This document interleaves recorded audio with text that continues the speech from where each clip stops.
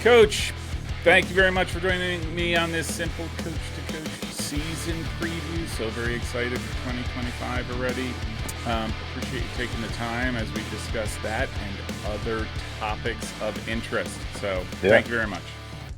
Happy to do so. Happy to chat about the season, which means it's getting closer, believe it or not. So that's a Yeah, good I thing. can't believe it, right? Like Yeah, you're 2 months, two and a half, 2 months and a week, yeah, maybe, right from the start. So yeah. what date do I have to report to Denison? August 15th is the Uh, day. We're taking our returners abroad the first week of oh, August, so our summer's a little more condensed hmm, than most. But yeah, so all right. August 15th though is the Where day. where are we going? Portugal, we'll go to Lisbon, which we did 3 years ago, and I had never been. Hmm. It was a great trip. It's We loved incredible it. So city. yeah, we're going to go back. We're actually going to go with our women's team this year, Uh huh. which we haven't done before. So we'll go as a big group, which is great Yeah. because we get along wonderful, and it'll Yeah. be a really good thing for the student athletes. Yeah. Well, I'll have my bags packed. So you just tell me Yeah, where to meet you all, and I'll be ready to roll. yeah, Um, Hey, so before we jump into talking about the upcoming season and all that fun stuff and sort of your prognostications about how you're going to do and all that kind of stuff, you're knee deep in NCAA matters. You participate in a number of committees, and so you have sort of a very interesting insight into everything that sort of goes on at the Division III level. But I'm sure at other levels, Division I, because of all the significant changes that have been going on. You had sent me a document a while back to about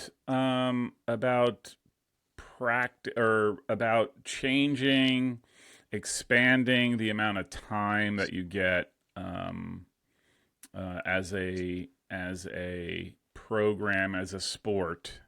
So right, you're expanding preseason by 4 or 5 days, I Mhm. think, my recollection, Yeah, and then on the tail end as well, changing the tournament format, I believe, or extending it just so that there's a little bit more time and a little bit more of a grace period. So um, maybe we could dive into that and yeah, sort of, I'll let you run with it, and sure. yeah, I'll interject. Yeah, I think at like a very basic level, I would love to see our athletes in soccer, but as well as our other fall sport athletes that aren't football players, be able to engage in their sport experience at a level commensurate with their peers. Our season, as everybody knows, is incredibly compact. And that's just not for soccer, but it also affects field hockey, volleyball, cross country to some extent.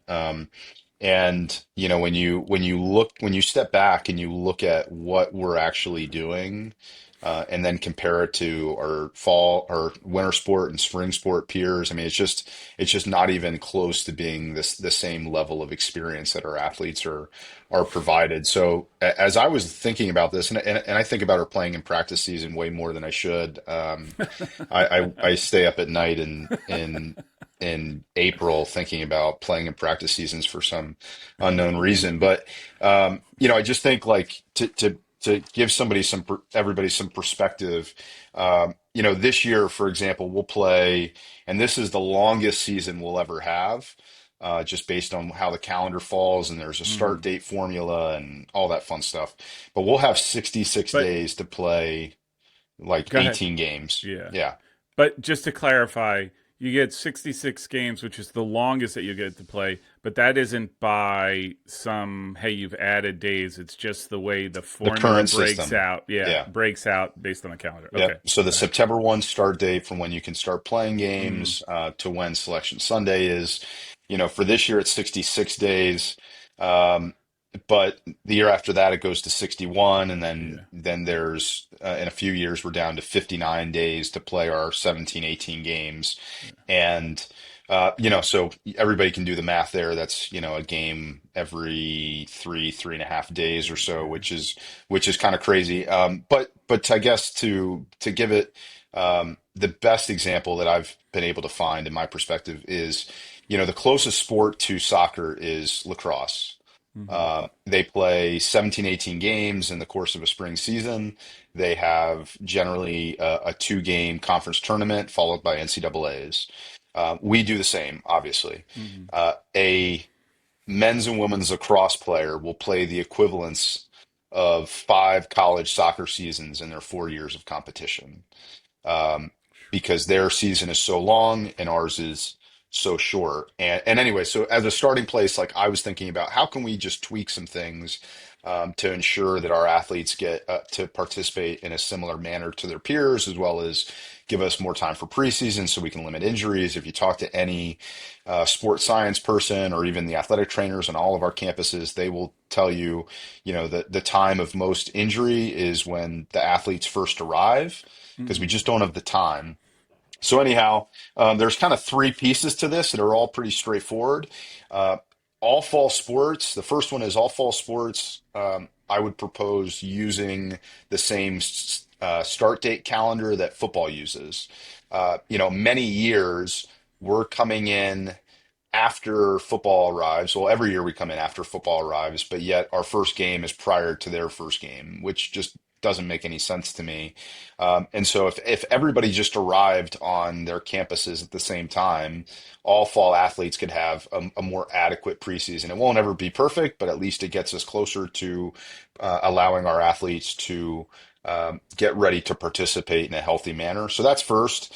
Um, the second one is standardizing the start. Well, the start date's standardized now, but um, doing our tweaking our start date formula so that we always have a weekend at the beginning of the season to start competition.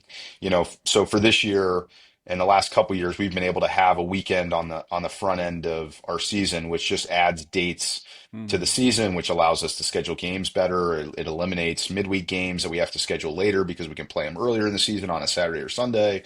And having that every year is incredibly impactful on our scheduling, and it gives us flexibility. A year from Hmm. now, we're starting our start date on a Tuesday, so we lose that You weekend. get, yeah, it Um, does. so getting that every year would give us, 11 weekends of competition, and then a 12th when you factor in the NCAA tournament or the conference tournament. And then the third piece is using either the Thanksgiving weekend to play conference or NCAA tournament play, or bumping the NCAA tournament back a week. What's interesting is we actually polled this across the membership in Division III, and just getting anybody to fill out surveys is really a challenge, first and foremost, and then getting any kind of um, common agreement is even more rare.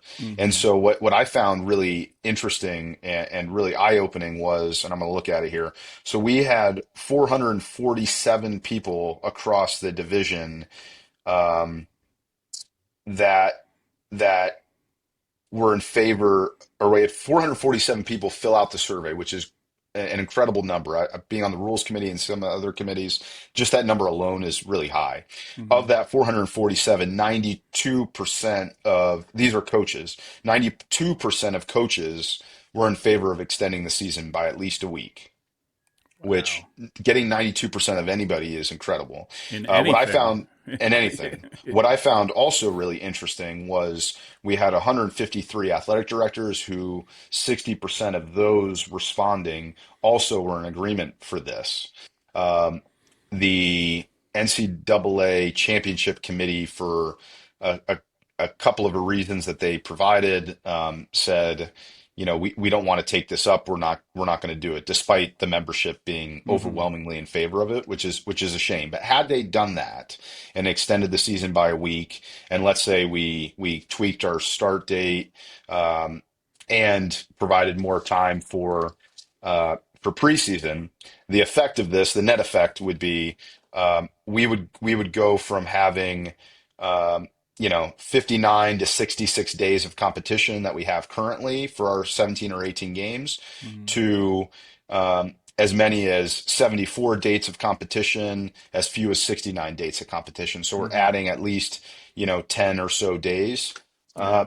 each year, which would make it really, really impactful. I would also say this is all really conditional in my mind on coaches doing being thoughtful about their scheduling and almost Yeah. putting a Yeah. cap on games. Because if we Yeah. extend the days and everybody just schedules 20 games now Mm. because they can, that doesn't Yeah. help us. So Yeah. I would say, I don't know, 17, 18 games seems about right. But when you take all these things into totality, then I'll shut up here. And I have a model that we can share and just give people some visuals to look at. But when you look at this in totality, we still aren't even getting close to the 114 days that other athletes in winter and spring sports are using. Mm-hmm. Just these three changes get us to anywhere from 101 to 103 days of contact with our athletes when you factor in the traditional and non-traditional season. Um, but it's getting us closer, which is all I think we would want as fall coaches. Yeah. I think just the nature of the calendar makes it really difficult for things to be absolutely equal, but they need to be more equitable, and they aren't equitable right Mm-hmm. now, from my perspective.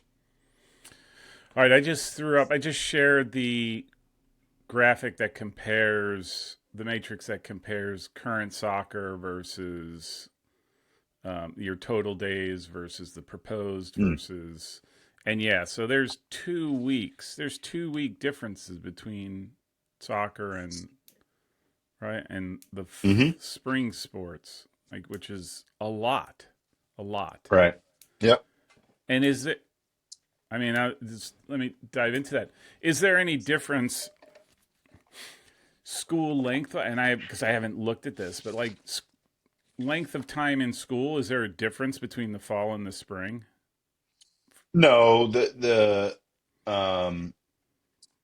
no, the semesters are going to be the same. The Yeah. pushback with coming in earlier is always institutions don't want to pay for students to come to campus earlier and pay for the Right. dorms and paying for Yeah. food. Uh, I would push back on that because I would say they have said that they're willing to pay. They're just Yeah. willing to pay for certain athletes and not others. Yeah. And those athletes are football players. Right. But the calendars are the same. I just think, as we mentioned earlier, it's 2025. The House settlement just went through. I think everybody should be stepping back and thinking about college athletics with a fresh pair Mm-hmm. of eyes. Yeah. And when you do that, I hope we also take into consideration just kind of common sense and context that's around our sport. Mm-hmm. It's 2025. Like the days of playing back-to-back games in an NCAA tournament have to be over.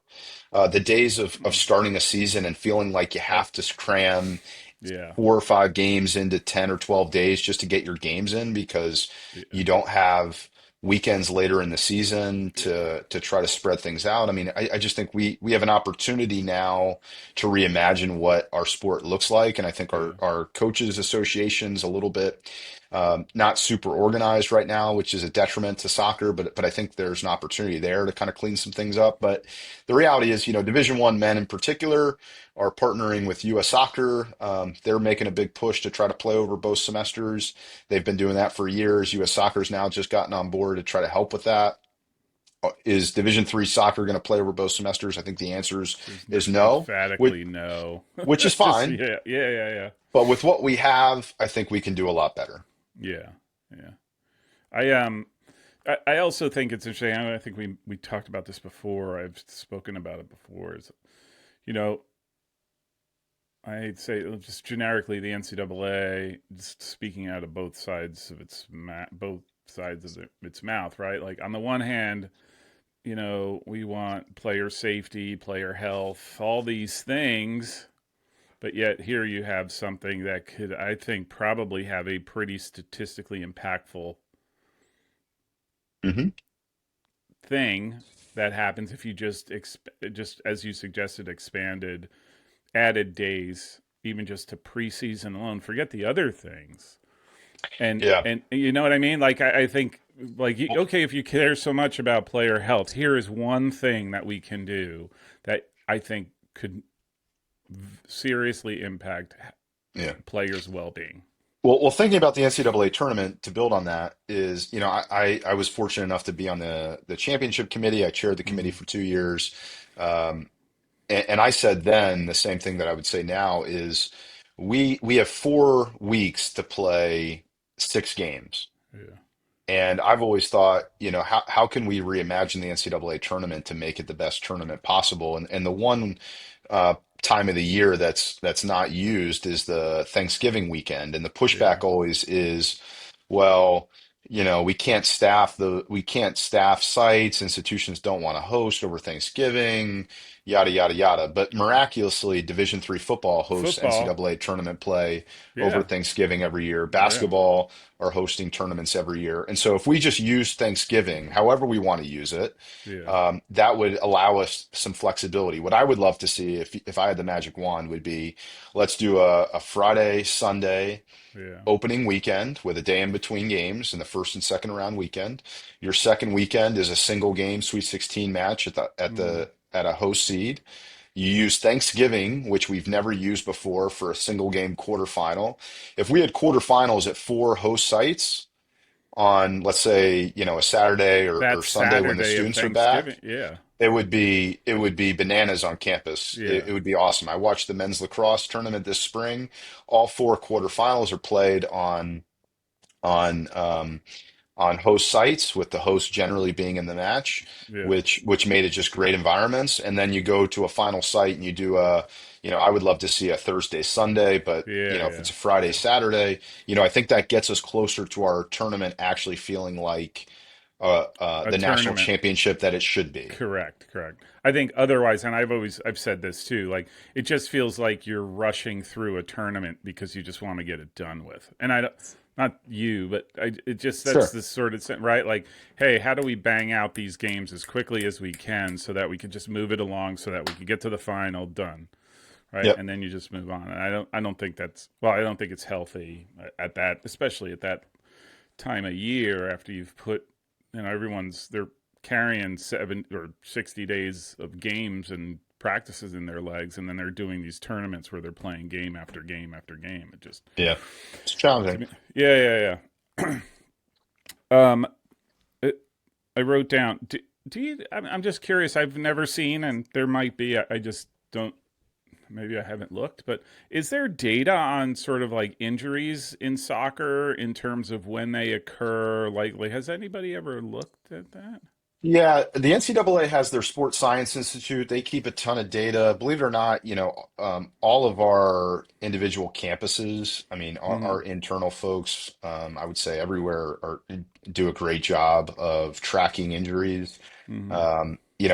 Every college, um, athletic training department that tracks this stuff. I mean, I would think all would all say, the data suggests that the time of highest risk for injury is the first few days of preseason. Mm-hmm.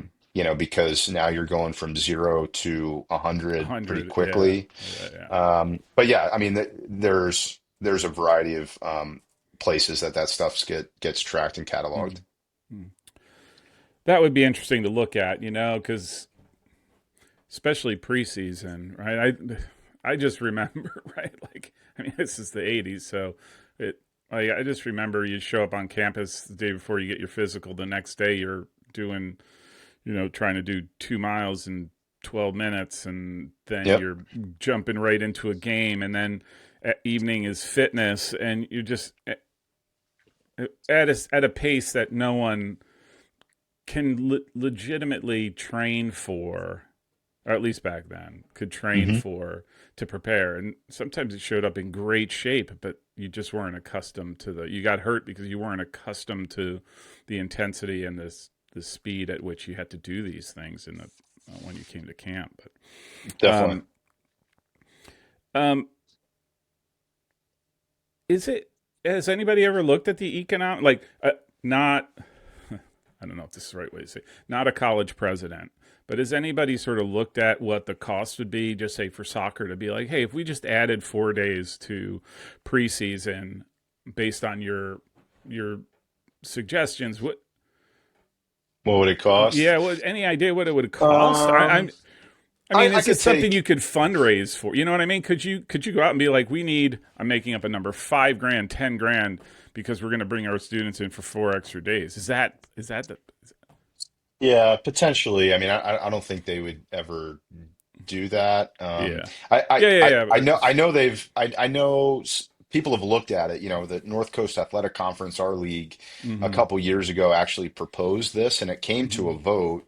It was the NCAC as well as the NJAC co-sponsored it a couple yeah, years ago to add what they called an acclimatization period. mm-hmm, Um, and so they've looked at it. The way the NCAA works, they don't, there isn't something that gets proposed that is specific to a certain sport. Oftentimes you have to mm-hmm. tie it to other sports. And so, when we think about this, and I think about this a lot, obviously, but all these things that would be good for soccer would also be good for field hockey and be good for Yeah, oh, yeah, yeah. volleyball. That's And fair. so Yeah. partnering with all the fall sports because they're also in the same boat. Mm-hmm, And I think that's where the NCAA proposed that for a variety of sports, mm-hmm, and it just didn't get the traction. But I would imagine when they did that proposal, they were looking at some of the financial piece too. mm-hmm. Yeah. Have you? I mean, have you had conversations with other sports? Like, have you? Has that been? You say everyone's in the same boat, but is there 92% agreement among the coaches in the other sports? You know what I mean? Like, is Yeah, that I there? don't know.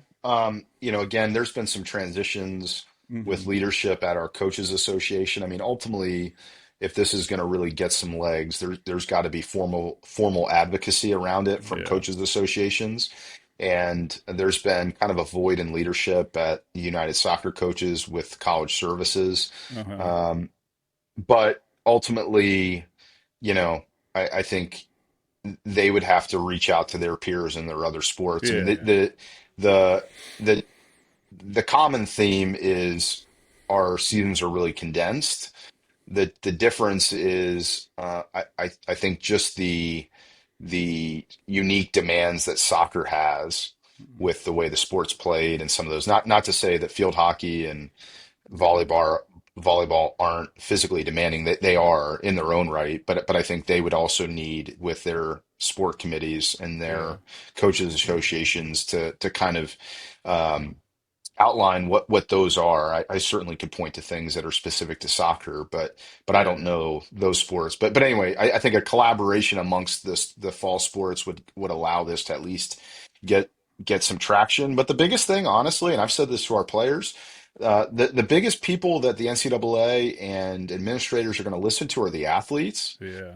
Our athletes are all surveyed at every NCAA site. And Yeah. I've told our athletes, if you feel strongly that you don't like playing back-to-back games and you think it's crazy, put that in your survey. Yeah. And the athletes really need to advocate. Mm-hmm. Every campus has a, student athlete advisory council, the SAC committees. Mm-hmm. Mm-hmm. Um, I don't know what it's like on other campuses. I know at ours, I think there's a lot more that our athletes can be doing to advocate for the betterment of all of our athletes. And so, there's a variety of ways to kind of tackle this, but Yeah. certainly empowering our student athletes to be a vocal voice is going to be critical. Yeah. Well, I certainly think they would be the. I mean, that's who colleges serve, right? Is the Hmm. students and and a student athlete is a student first and foremost. So, Hmm. right? I mean, that would be definitely the most impactful, right? Whereas you could, I don't mean it's in a. Right? Almost be like, oh, you're proposing this for solely your own purposes, right? Like you're not, yeah. So, Well, I um, mean, I would tell you just to that, and then, if we have more dates in the season and we have more weekends in the season, um, I now have the opportunity to eliminate probably a midweek game or two, yeah, which means I'm pulling kids out of class yeah, once yeah, or twice fewer yeah, times in the season. I mean, yeah, it's all better for the student athlete all yeah, the way around. yeah. I agree. I think I sketched out at one point a sample. I just said, if you just added, I think it was like 5 days, 5 business days, you added onto preseason, and that's it. And then or you did it on the back end. You suddenly giving yourself a wider berth where you can have maybe another weekend rest weekend, right, where you don't necessarily have to play, or yeah, you reduced your midweek games to a Hmm. point where you don't necessarily need a weekend to rest because you have the 5 days in which you could properly train and recuperate Yeah. and do all those things. Um, um, I, I'm just curious, and obviously not. It's just because it's in the news all the time. Like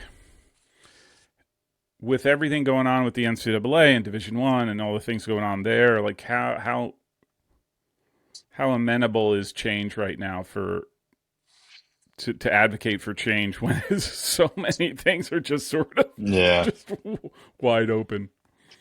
Yeah, that's the great unknown. Yeah. I do think there's a lot of people that care deeply about Division III and our student athletes. Uh, I I think now is a time that, at the very least, people are just thinking about what will college athletics look like in the future. Hmm. And if everybody is thinking that, I just think we got to get passionate people that are smart, that Hmm. care about the experience of the student athletes in the room, and have people have thoughtful dialogue around what this could look like. Because again, our calendar is essentially the same calendar that we've been using since 1955, 60, or whatever the case may Yeah. be. I mean, the game has evolved. Yeah. Yeah. Yeah. Our student athletes just deserve better. Yeah. Yeah. I'd actually argue like the quality of the athlete that has come throughout the years has just gotten significantly better, greater, Hmm. just because of all of the things that athletes now do these days. Where again, back when I was playing, it wasn't necessarily the case that the gym and speed workouts and all these sort of things were as present as they are now. And so a senior going, a rising freshman has probably done more to train his body than previous Totally. generations, and I think that's you got to take that into account. Especially, like I said, they need to be treated a little bit better. I think, like I said, to Hmm. me, the dates, forget the games and all that stuff. To me, it is literally about how do you get a kid to come in the fall and give yourself the greatest opportunity to keep that kid healthy throughout the 3 months that you Hmm. have him, right? Because I see too many kids that lose out on a season because they get hurt, and right, pulling a muscle is 3 weeks. You know what I mean? Like, and you're like, holy smokes, Yep. that's a third of my season right there, right? Totally. And I just think Yeah. that's terrible. That's just terrible. I think for Yeah. any Yeah, we athlete. we But we can definitely do better. yeah, We can do better, and I think it's tweaks on the margins, quite frankly, that yeah, yeah, that yeah, that we can do it. It's not revolutionary change where we're asking to yeah, play over 2 semesters. yeah, yeah, It's tweaks on the margins that would make a very meaningful and impactful yeah, change for the student yeah, athletes. yeah. Speaking of playing over the 2 seasons, just sort of your perspective. I mean, I know it's been talked about for quite a Yeah. while. I sort of wonder. I have my own thoughts about it. I still believe in the student athlete, and I'm just kind of like, why? Like, what's the point of that? But whatever. That's what they want to do at the Division One. Do you think that that's as close to being a reality as it's ever been, or do you think it's still? I think there's just too. There's a lot of hurdles to it that I'm just not sure becomes a reality. Yeah, I mean, it's certainly something that's being talked about for the Division I men. I do think there's some traction. Mm-hmm. And there's some voices in the room and support from U.S. Soccer now that there wasn't previously, that I think is trying to kind of push this forward. But I would also say, with the House settlement, some of these other things, I mean, there needs to be kind of a, um, I don't know what the best way to say it, like a uh, cooling down period over the next probably 12 to 18 to 24 months, where Yeah. the dust kind of settles a little bit in Division I, and they know what they're working with and the resources they're Yeah. working with to kind of plot the best pathway forward, is my estimation. But I do think there's some traction there. Mm-hmm. And for the Division 1 folks, like there's a lot of merit to what they're trying to do. Is Hmm. that something that would have merit in Division 3? Maybe, but I also think there's a lot of things that we do uniquely in Division 3 that Yeah, should yeah, stay kind of yeah, with what we're doing. yeah, yeah. That yeah, I would agree with you there. Um, I'm I'm curious this, because we're on the topic. It's now official, right? Like their rosters are shrinking in Hmm. some cases, maybe not, to down to 28 on a roster.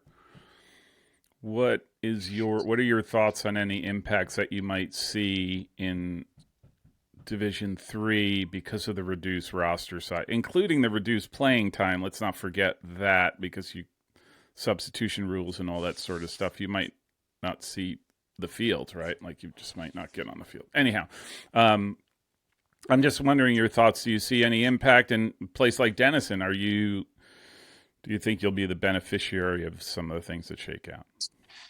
Yeah, we certainly could be. I mean, there in theory, there's going to be there's fewer opportunities in Division 1, which means the amount of athletes that would traditionally matriculate to those institutions now have to find a place, and if they do want to play, then those student athletes in theory are going to be open to different opportunities, whether that's Division 2, 3, Mm-hmm.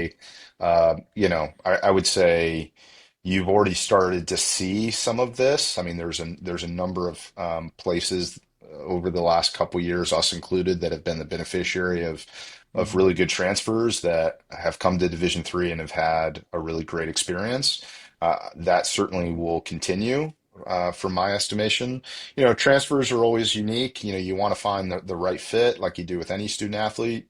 So it's about kind of going through your process and making sure you're adding somebody to your roster that you feel like can benefit you and your culture and your program. We've had a few that reached out this year that we just didn't feel like it was, a positional need or the right fit or whatever the case may be, which is fine.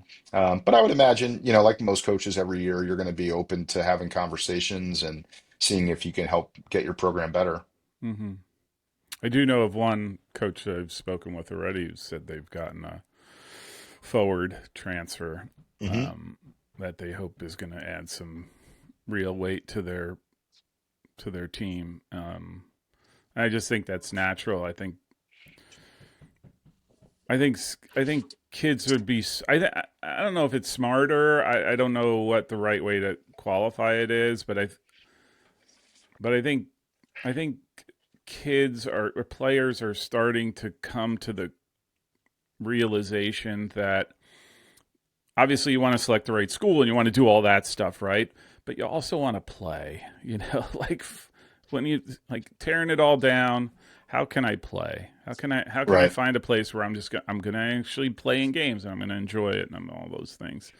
And Hmm. I think the things in going on in Division 1, I think restrict that ability for a number of players, and I think it's just going to lead to naturally just being like, hey, is Denison a place where I can go and for 3 years, 2 years, whatever the case may be, and Yep. play, right? High quality program, great school, all tech. Does that make it worthwhile? I don't know, but um, Totally. yeah.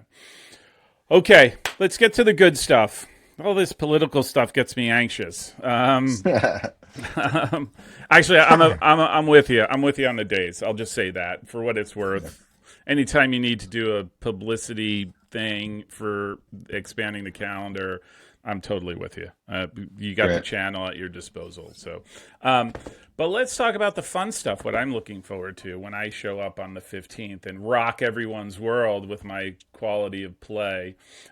All right, Coach. After again technical difficulties, here we roll forth. Um, so where we left off yesterday, let's talk about the season and let me get your thoughts as to where your head is at when it comes to the fall. And yeah, just leave it. Start there. Yeah, the fall will be here before we know it, obviously. I think for me, the starting place as we think about the upcoming season is always how do we get a group of young men on the same page and in a variety of different facets. Obviously, there's the on-field piece we've got to figure out. But most importantly, and I think where my head has always been, especially recently, is more just kind of the connection piece off the field. That's certainly true every year. More true this year than ever before. We lost 11 guys from last year, guys that were very impactful players on the Yeah. field, very impactful on the program. And then we have a big first year class coming in. So trying to get them on the same page is going to be really important. We obviously have to hit the ground running like everybody else, but it should be a fun preseason as always. Just trying to get everybody on the same page, and we'll see what happens. Yeah. What What is your sense of the NCAC right now, especially with John Carroll joining, and sort of how more challenging an already Mhm. challenging conference is?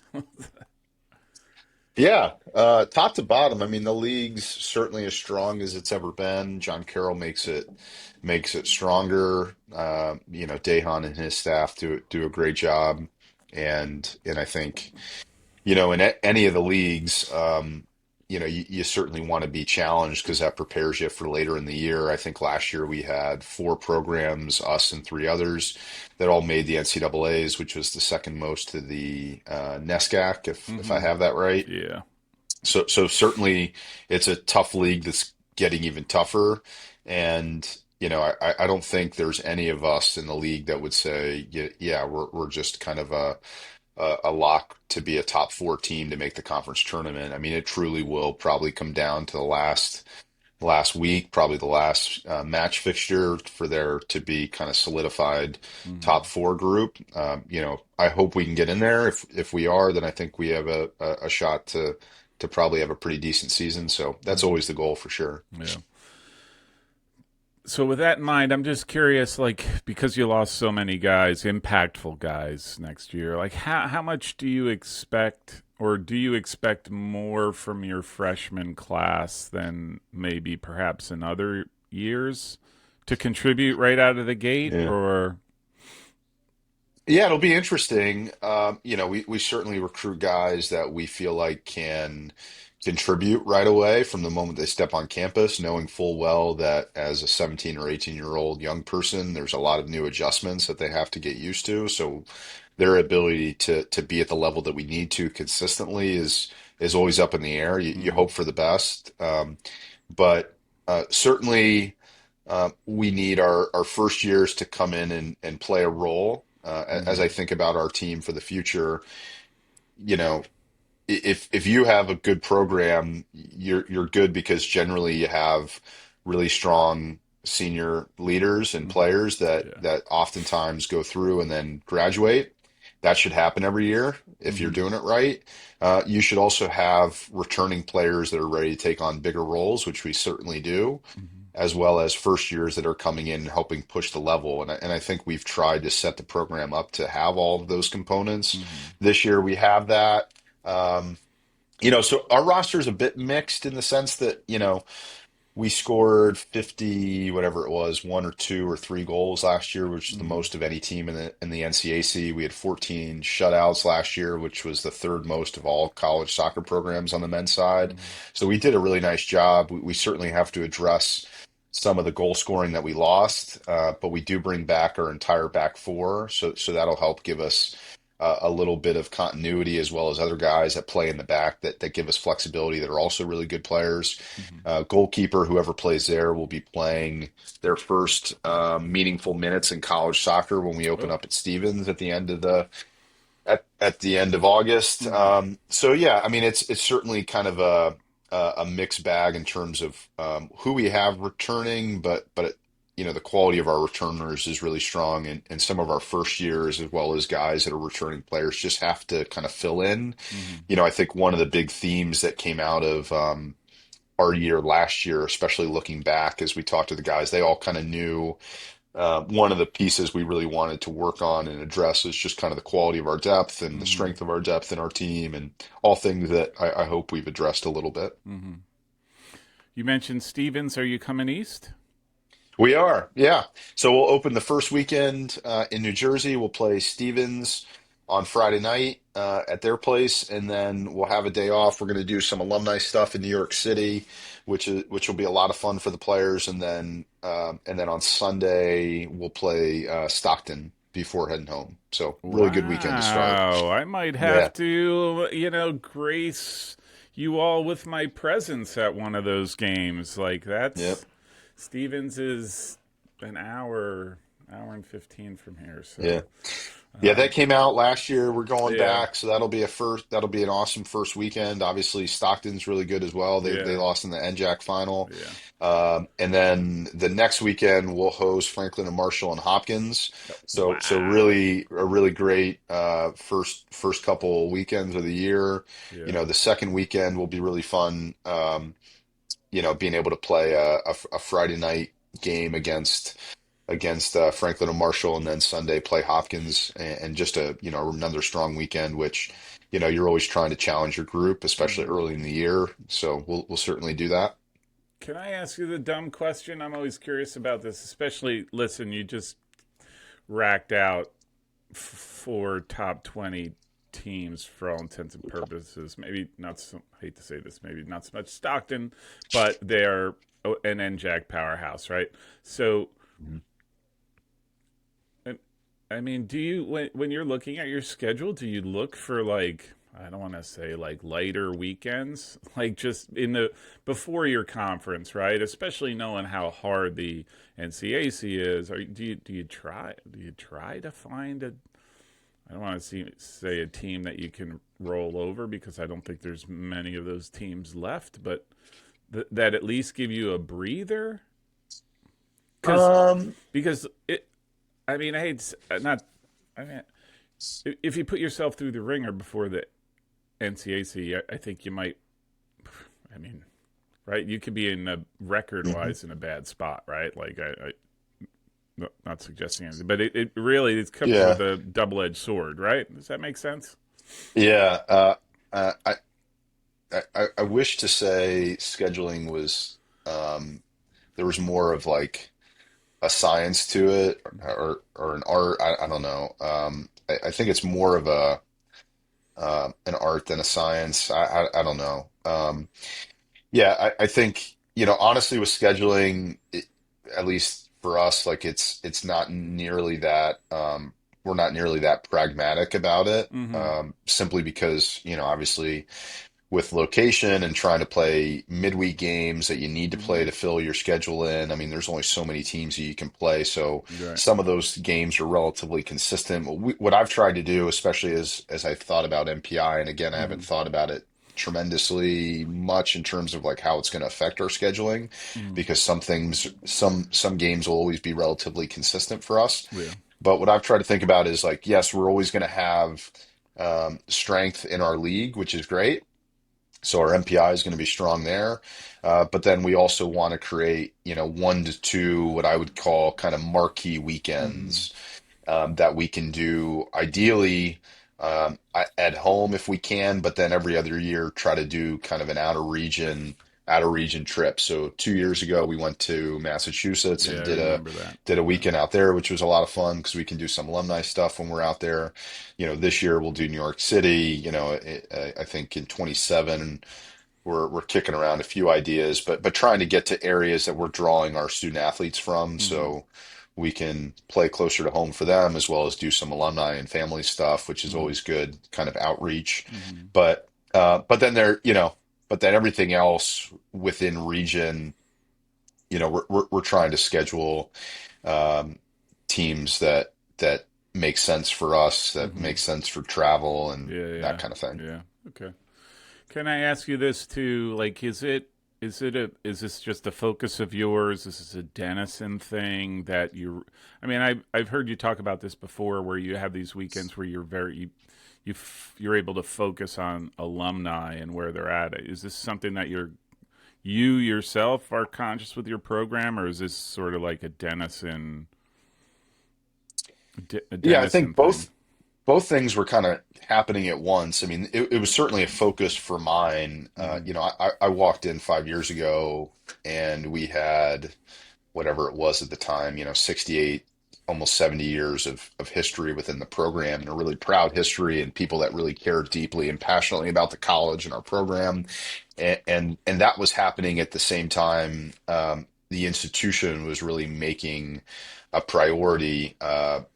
Alumni and family engagement is Mm-hmm. what we call it institutionally. And so there is a big institutional emphasis on this. Mm-hmm. And anytime our athletic teams can kind of piggyback on that, it's encouraged. Mm-hmm. So we've definitely done it. I know a lot of our other teams have done it, and I'm really grateful. We'll do a New York City trip this year, for example, and we'll have some folks from the Alumni and Family Engagement Office that are going to help Oh, coordinate joint. some Oh, things yeah, on the yeah. ground, and Wow, that's cool. and and, Yeah, it, and yeah. it'll really be a nice weekend. So we'd like to keep it going. We'll do some alumni networking. Mm-hmm. Kind of the emphasis while we're there in New York is on Saturday evening when we do a program there. Will be on kind of professional networking Yeah, yeah, with folks in the area, which I think just enhances kind of the stuff that we're doing on campus yeah. and elsewhere. So, Very cool. Very cool. I belong to the Mount Union sort of like varsity mm, alumni club. So I'm more intrigued by that than ever. It's sort of, yeah. because I think, I don't want to say untapped because some schools do it better than ever, but than others, but like it's a huge resource that I think hmm it's worth tapping into. It's just sort of Yeah. your alumni network of like soccer players for all intents and purposes, right? For so. Yeah. And I would also say, institutionally, it's a priority that Mm-hmm. our teams are competing when and where they can against other peer institutions. Mm-hmm. And the ability to play a Hopkins, to play an F&M Yeah. is encouraging. To go out and play Stevens, Yeah. we played Brandeis a few years ago. We went down and played center last year. They'll Yeah. come back and play us. I mean, those are always certainly encouraged as Yeah. well. Yeah. Interesting. Anyhow, I could go on for. Uh, I am one of the things I'm asking other coaches about is what team do you see on the horizon that you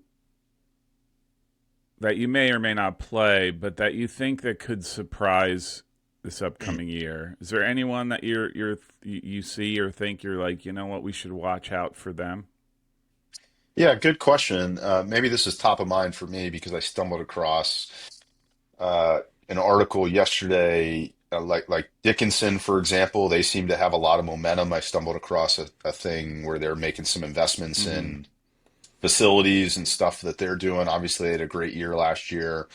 Um, I know that they're doing a good job with recruitment. Like they're Mm-hmm. one that I could see momentum continuing. Mm-hmm. Claremont Mud Scripps, I know, has been on a lot of good guys and seem poised to kind of take Mm-hmm. another step. They wouldn't shock me if they did that. Mm-hmm. Colorado College has been right there. Certainly, Mm-hmm. kind of the blue bloods in the Northeast and the Mid Atlantic seem to all Yeah. be doing really well. I just think generally the amount of respect that I have for all of our peers in Division Three. I mean, there's Mm-hmm. just a ton of great coaches that run Yeah. really good programs, Yeah. just in our state and our region. I mean, Yeah. Ohio Northern's not slowing down anytime No. soon. Yeah. All the blue bloods in our Yep. conference are all pretty darn good, as well as others. So, I just think the moment you think you can take a breath is the moment you find yourself behind. So you're you're trying just to do the best you can in the environment that you're in and Yeah. see what Yeah. happens. So That's interesting you talk about some of those. Like I've been saying for a while and tell folks around here, I am kind of astonished, maybe not astonished is the right word, but the quality of coaches that I've talked to over the number of years that I have, and that they're Division 3 and building programs mhm. and finding ways to win and that sort of thing. It's just astonishing, and it just to me it just shows how much harder it gets to be on the to stay on top, right? Of whatever, whether it's your conference or whether Yeah. it's across the country, and Yeah, and I don't think that's unique to Division III men's hmm soccer. You know, hmm I've been really getting into the Division I baseball hmm tournament. yeah, It's really exciting. You know, they have 8 teams that go to a World Series. yeah, The 8 teams that are there this year, I just saw, are completely different than the 8 teams that went last year, which has never happened yeah, before since 1957 or yeah. something, where it's a completely new group of 8. I New mean, I just think field, yeah, in all sports, it's yeah, really competitive. There's a lot of yeah, people that are doing some really innovative things with their yeah, programs, and yeah, it's just getting harder and harder for sure. yeah. And yeah, and the thing, like, the other thing I notice is like how much thought, how much purpose is put into how does one program differentiate itself from another, right? Like I think Hmm. that's another thing I notice is just how much time is put into, hey, not only do we want to be good, but how are we good both on and off the field, and what does that look like, and how does that how does that make us different? I think it's really makes it for really dynamic and an interesting way to follow teams, right? And sort of like you said, Dickinson suddenly, not suddenly, but making a rise and having a great year last year, and so now what are they going to do? And sort of like, oh, Right. that's So anyhow, all right, my it's usually my last question that I'd like to ask, and you're like the perfect candidate for this question. So, what is it in I'll just say maybe just soccer in general, not just Division 3. What is it? What should we be talking about that we are currently not? Okay. Wow. Well, specific to Division III soccer, we covered the playing and Yeah, practice season, yeah, which I don't think there's anything more important yeah. that affects our game than that from my Mm-hmm. perspective. I don't know if there's not something that I don't think there's something that we aren't talking about necessarily. I mean, in today's age with social media, I Mm-hmm. mean, you can bring everything. To light that you want, it Right. seems pretty easily. I just think we're at a really interesting inflection point in our country. I'm old enough, I don't know if that's a good thing or a bad thing, to remember sitting in the stands at the 1994 World Cup when I went with Yeah, my family yeah. and sitting in the Pontiac Silverdome You and were watching there. Eric. I Eric was Winalda there. scored the goal. I was Yeah, right there. How I still yeah. got the tickets. I'll send you. I still got the tickets framed. Yeah, Anyhow. I was way up high. I remember sweating profusely because it was so hot and there wasn't air conditioning. yeah. But just I just remember that moment in remembering how special that was for our Yeah. country to see our national team play, Yeah. and then going to Chicago and seeing Germany and Spain play in Soldier Field and Mm-hmm. see how many people came from around the world and filled that stadium when truthfully people didn't know if America could pull it off. Yeah. And just to see how it catapulted our game into the stratosphere that it is now, I really hope that we can capture the momentum that we captured in 1994 with our Yeah. national team and how it affects the growth of the game. Mm-hmm. And and again, I mean, I think we're going to see it. The national team plays tonight. You know, there's just a lot of questions right now. Yeah. I think we're doing a ton of really great things. The challenge always, whether you're talking about youth development, whether you're talking about the professional game, whether you're talking about college soccer, is just, you know, how it all aligns within this messy framework that is Yeah. America. I mean, we're just so big and Yeah. complex, and everybody's got a great new idea that they're trying to implement, and so it's hard to find that alignment. Um, but I hope we can, because if we can harness the power of what this country possesses in a lot of different areas, whether that's with youth development, Yeah. whether that's with commercial development. I mean, we can raise money Like and grow nobody's this game business. commercially like nobody's business. We've Yeah. shown that. Yeah. Um, but you know, if we can kind of get everything in line with one another, I just think the potential domestically with our game is unlimited, Yeah. and I would just love to see the sport continue to take the steps that we should be taking. And it's great to see the development that we're seeing on the women's side as Yeah. well. You know, I have Yeah. a high school acquaintance that is the general manager of the Kansas City Current and the NWSL, Mm. and just kind of following their club and seeing what they've done with their soccer only facilities for their Mm. women's program. I mean, it's just you know, if you would have told me in 1994 sitting in the Silverdome that the Uh, game would be where it is now, yeah. you wouldn't believe No. it. No. You know, I live in Columbus, outside Columbus, Mm-hmm. season ticket holder for the Columbus Crew. I mean, the stadium is is truly incredible, state of the art, right Mm. downtown, just for Major League Soccer. You go to Cincinnati, they have the same thing. I Mm. mean, just things that are that you just wouldn't have imagined 10, 20, 30 years ago, and now they're happening. And so I just hope this momentum can continue more than Yeah. anything else. Yeah. Yeah. That's a awesome assessment, right? Because I think a lot of folks, and maybe this is for, maybe it's because we're older, right? And sort of our experience is a lot longer time period is, and we have longer memories of things. Like I think we tend to focus a lot on what we don't do versus what we are, what we do, and what we have Hmm. been doing for years. And I think, and it's like an immediacy to wanting to be the best in the world right now, and that's very not so easy to do. But it's good. It's good to hear your perspective on just sort of continuing growing sort of the way we have. I do think we almost do the typical American experiment where we try everything else before we do the obvious, what would be the most successful and maybe have been the simplest thing to do, right? And I do think there's some of that with especially youth soccer and all that. But to your Yeah. point, we are very large, very complex, right? Like Yeah. let us not forget that. Let us not Yeah. forget that. And that's a strength that we Yeah. need to Yeah, lean yeah, yeah, into. I mean, we totally. just Totally. have, but it is a Yeah. challenge. You know, the opportunity to go into different communities around our country and see the different type of soccer that's being played Yeah.